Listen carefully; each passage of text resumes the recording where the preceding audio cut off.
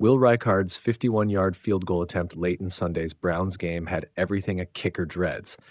It looked like it was headed straight through the uprights, then took a hard right and sailed well wide. On replay, there's a very plausible reason why. The ball appears to clip a Skycam cable on its way up.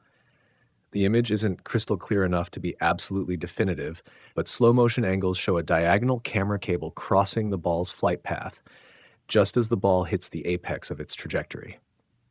At that instant, the ball's flight visibly changes direction and then misses the goal by a wide margin. To anyone watching in real time, it looked like an ordinary, inexplicable miss.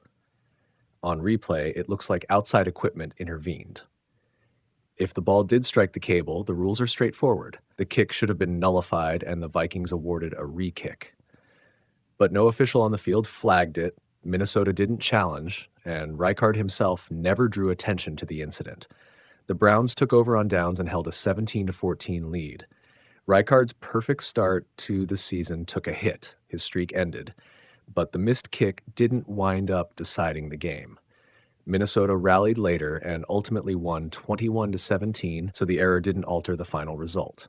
Still, the episode raises a bunch of thorny questions about stadium equipment and officiating. Skycam systems run cables across the stadium and are supposed to be positioned and managed so they don't interfere with play.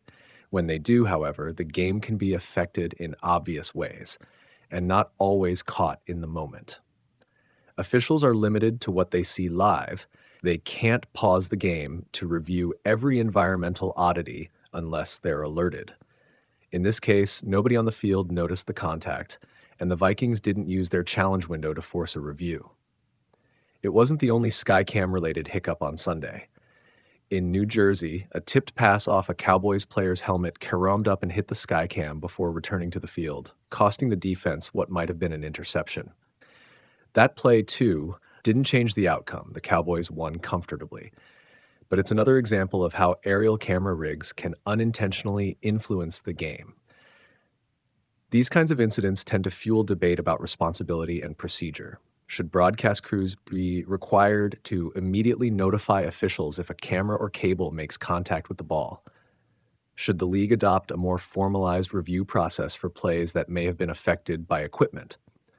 For now, teams and viewers are left to sort it out after the fact, frame by frame. Bottom line, Rijkaard's miss looked like a routine failure at first glance. On closer inspection, it may have been something far more unusual, an unfortunate collision with stadium equipment that officials and teams failed to spot in real time.